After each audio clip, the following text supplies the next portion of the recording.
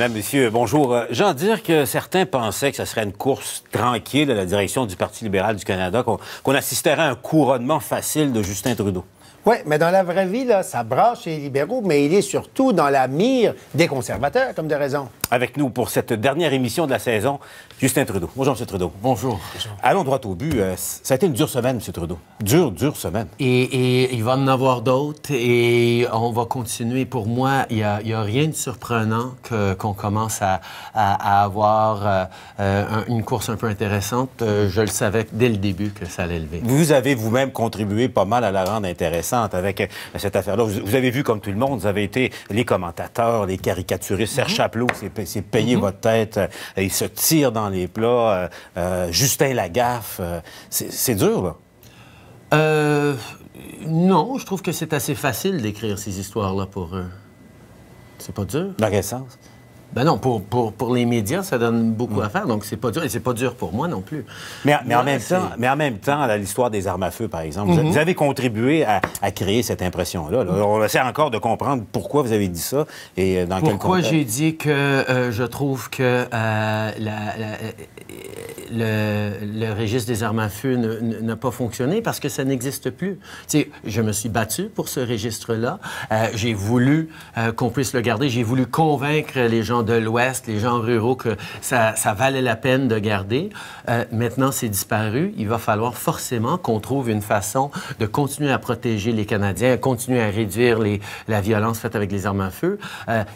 Toutefois, en essayant de ne pas trop diviser le pays d'est en ouest. Mais c'est un propos nuancé. C'est une position un petit peu complexe et les gens n'ont pas habitué à ça. Les gens n'ont pas compris, c'est ce que vous dites. Mais en même temps... Les gens n'ont pas compris. C'est que les gens, souvent, ne veulent pas comprendre. C'est plus facile d'attaquer que d'apprécier une position un peu plus difficile. Oui, mais en même temps, vous êtes sorti un peu de l'orthodoxie libérale. Martin Cochon est parti après vous. Denis Coderre, ça prenait ça pour les unir. Quand même, on a l'impression qu'à l'interne du parti, ça a brassé, non?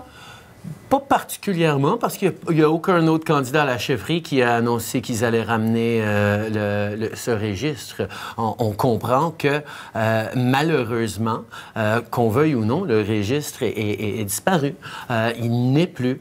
On va peut-être, et c'est une bonne chose, le garder au Québec, justement parce qu'au Québec, ça n'a jamais suscité énormément de controverses ou de divisions. Au contraire. Au contraire. Alors, on va pouvoir démontrer qu'un registre, c'est une bonne chose et peut-être, éventuellement, on va pouvoir trouver des choses qui ne vont pas diviser le pays pour nous protéger. Oui, mais en même temps, le pays ne sera jamais unanime. Par exemple, il y a le Canada rural, le Canada urbain. Non, c'est pas la même chose. J'ai beaucoup de problèmes avec ce propos-là parce que c'est pas vrai que le pays ne sera pas unanime. C'est pas vrai qu'il y a des gens dans le nord de l'Alberta ou ailleurs, qui sont en faveur de la violence faite contre les femmes, qui sont en faveur de l'idée d'avoir des fusils un peu partout, pas contrôlés, pas surveillés. Les gens veulent avoir une société sécure, mais ils veulent se faire consulter, ils veulent être impliqués dans la création de solutions et pas se sentir mis à dos par une politique générée sans avoir assez de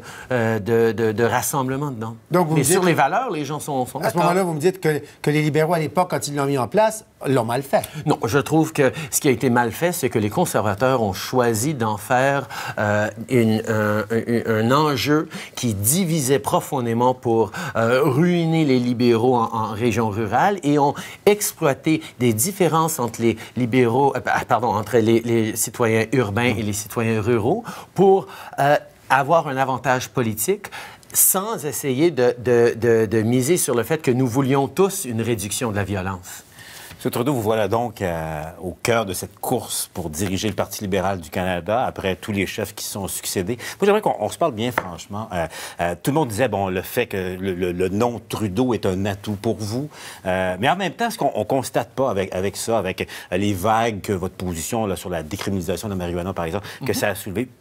est-ce que c'est un atout, mais vous ne sentez pas que c'est un fardeau aussi? Ben, c'est le fait que vous avez... Ça a toujours été les deux. Et pour moi, quand je me suis présenté dans Papineau, je le savais très bien que dans Parc Extension avec les Grecs ou bien pour les Italiens dans Saint-Michel, c'était peut-être un petit atout.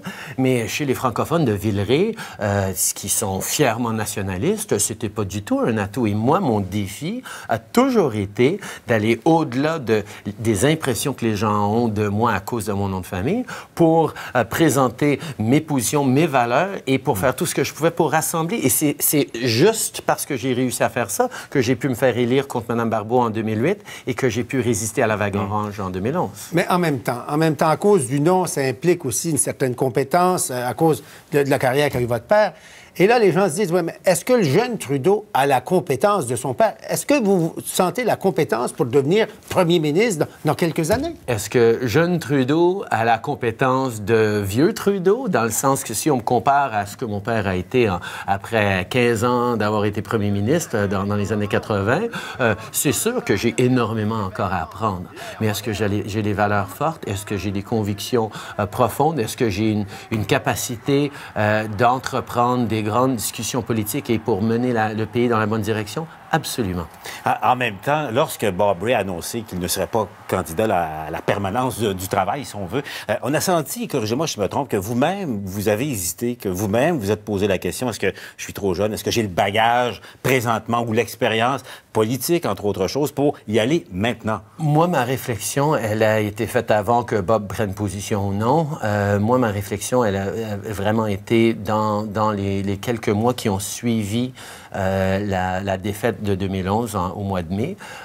Cet été-là, j'avais pris la décision que non, je ne le faisais pas. Et je le faisais pas parce que je me sentais trop jeune ou pas assez prêt, mais parce que je me disais, je ne pense pas que je peux encore être bon père de famille si je me lance là-dedans et je ne sais pas si j'aurais la capacité de réussir à la hauteur qui justifierait les moments partis de ma famille.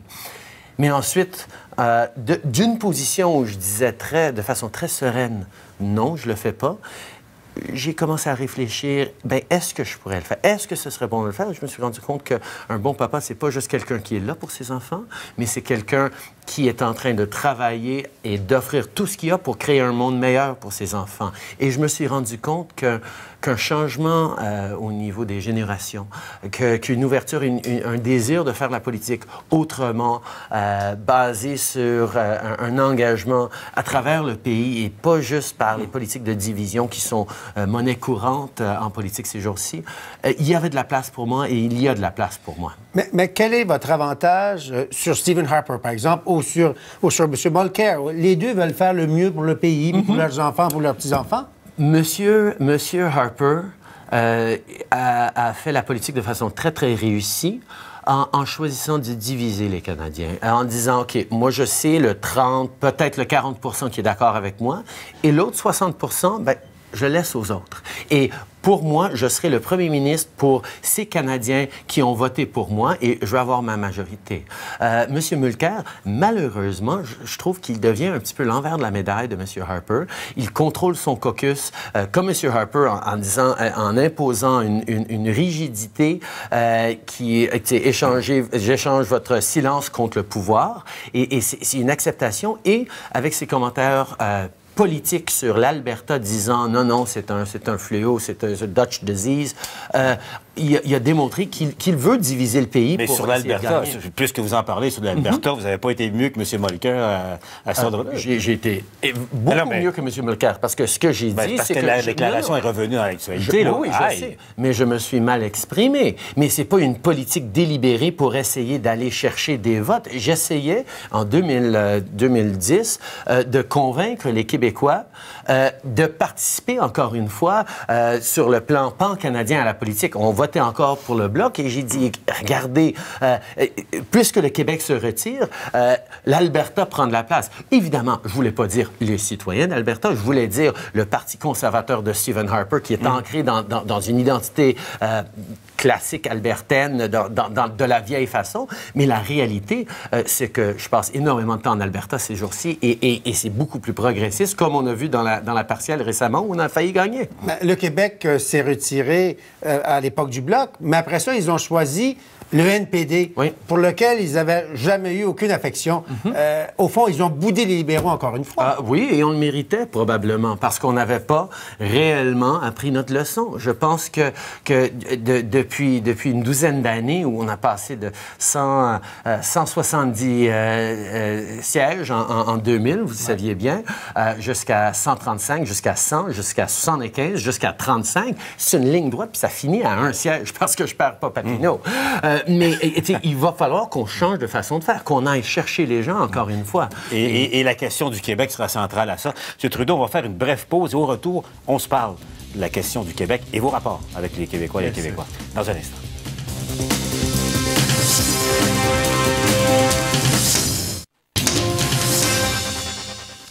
M. Trudeau, on revoit ces images-là. Ça fait 30 ans déjà. Votre père qui, avec la reine, signe l'acte constitutionnel, le rapatriement de la Constitution. Sans revenir sur le fond du débat, au Québec, certains disent que c'était un coup de force. D'autres disent que c'est une œuvre inachevée de votre père. Mais projetons-nous dans l'avenir. M. Trudeau, vous devenez premier ministre du Canada. C'est clair que la question n'est pas réglée encore. Vous faites quoi par rapport au Québec? Le fait que le Québec n'a toujours pas signé la Constitution, même si des gouvernements fédéralistes se sont succédés par la suite. Tant que j'entends pas rouspéter dans la rue à ce niveau-là, parce que moi, au niveau de mon comté, les gens me parlent de santé, ils me parlent d'emploi, ils me parlent d'économie, ils me parlent de relations internationales. On n'est pas préoccupé par la Constitution. Parce que veut pas, le Québec est dans la Constitution. Il n'y a pas une feuille dans le sous-sol du Parlement avec 9 signatures puis un espace vide pour le Québec. Mais le fait que le Québec n'ait pas signé, est-ce que vous êtes Québécois?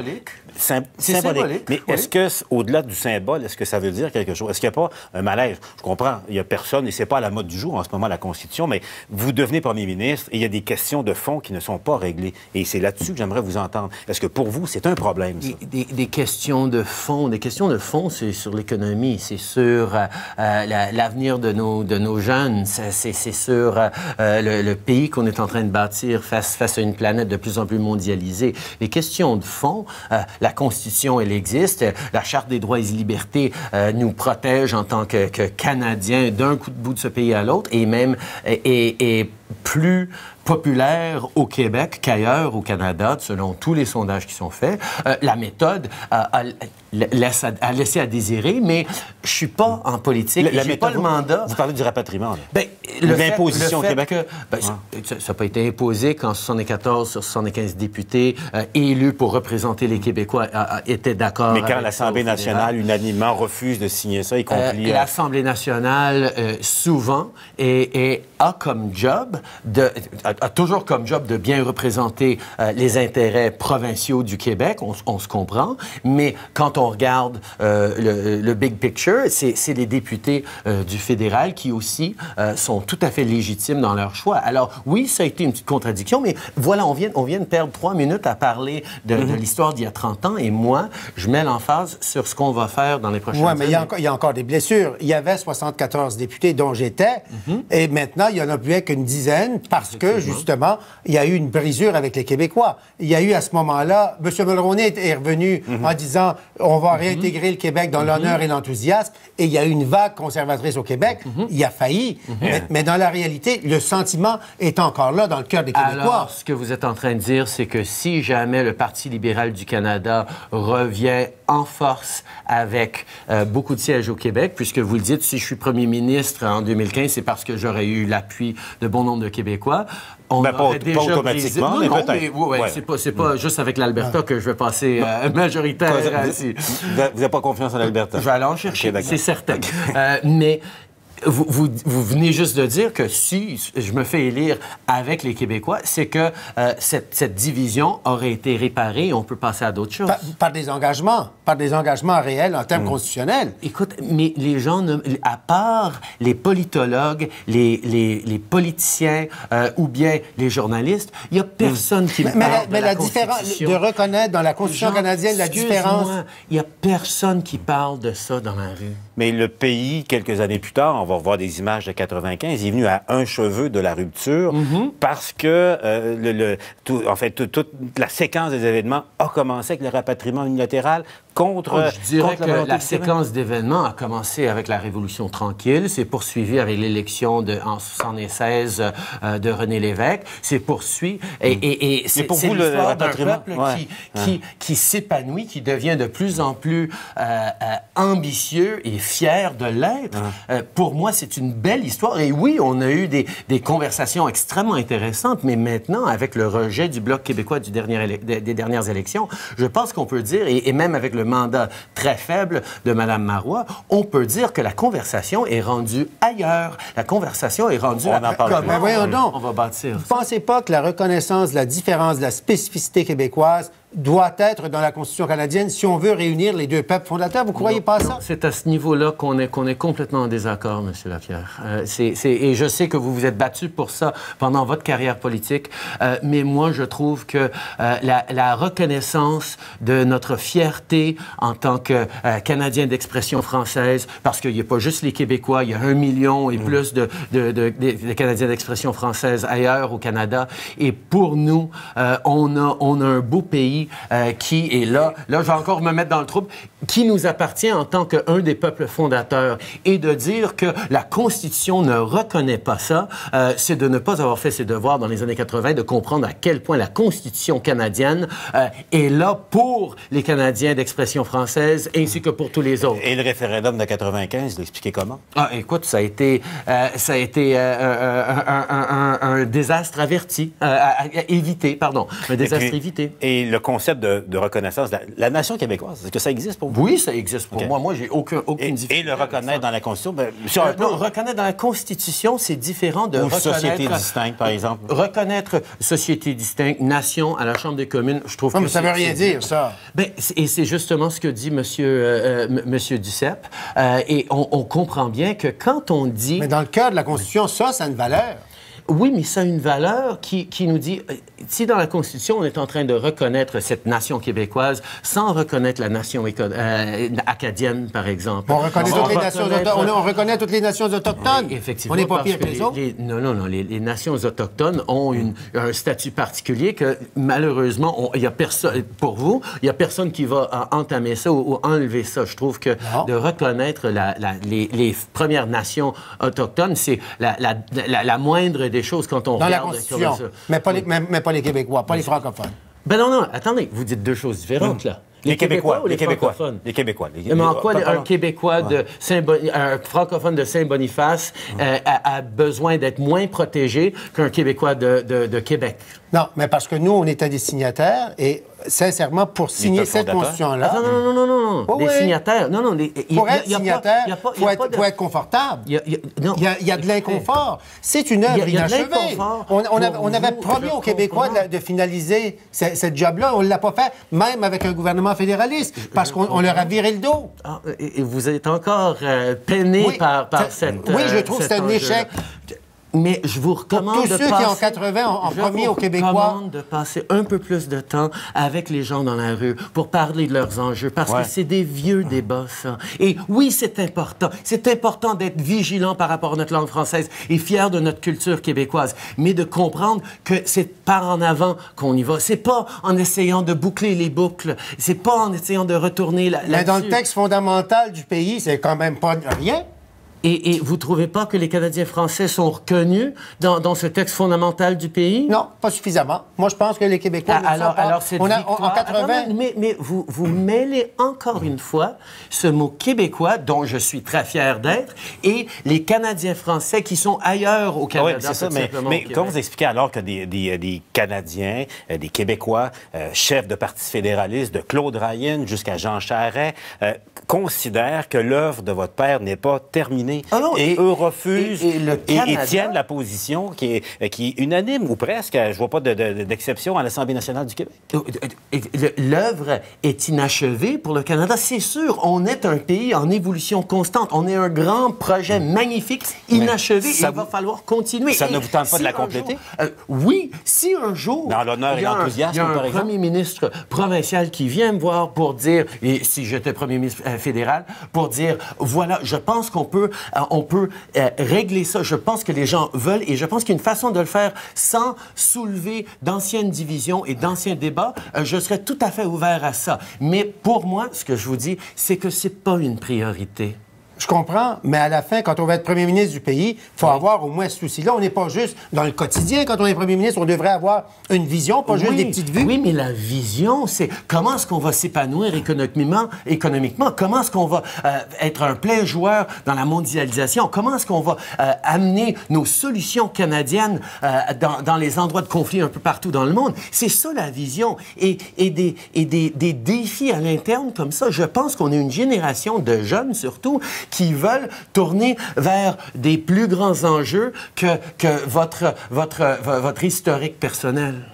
M. Trudeau, merci d'avoir été avec nous. C'est très intéressant comme discussion. Et là, la course avec Marc Garneau, tout ça, pas une course, là. C'est une course, oui, vous êtes toujours en forme, là, c'est pas de la boxe.